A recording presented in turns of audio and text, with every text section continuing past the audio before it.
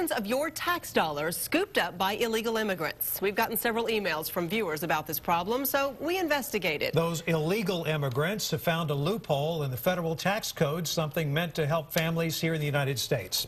KXA's Josh Hinkle found out how they're taking advantage of the system.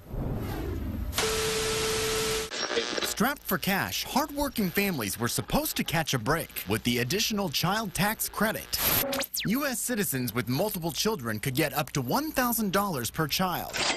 But a recent Treasury Inspector General report found illegal immigrants who aren't supposed to even work in the country are taking that money 5 times more often than the people it was meant to help. We put a rule in place. It was intended to help people with children. It was never intended to be a scam like this. It grabbed the attention of lawmakers like Texas Congressman Mike Conaway, finding out how easy it is to get away with. Filing your taxes, you usually need a Social Security number, but believe it or not, if you're an illegal immigrant, you can still file with an I-10, an individual tax identification number. Now there's an increasing amount of people using that to file for an additional child tax credit. At $1,000 a pop, it added up to $4.2 billion last year alone. They're claiming children who might live in another country, or in some cases don't even exist. Enough money to cover 4.2 million kids. And it's getting worse over time. $924 million in 2005 to the $4.2 billion total we saw in 2010. The federal report states it's providing an additional incentive for aliens to enter, reside, and work in the United States without authorization. Then it's up to the preparer to determine whether or not they're eligible to receive the credit. Tax professionals like Eric Marquez tell us the IRS has already been cracking down on his industry, the people who help taxpayers file. Big changes in the way that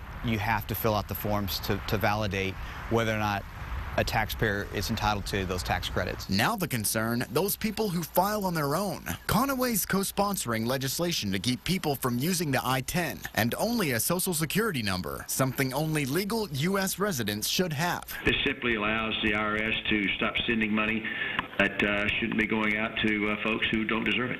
That legislation has already made it past the U.S. House in a bigger tax package, but Conaway says it could have some trouble once it hits the Senate. He says it would have to pass soon, though, if it's to impact next year's filing. Josh Hinkle, KXAN News.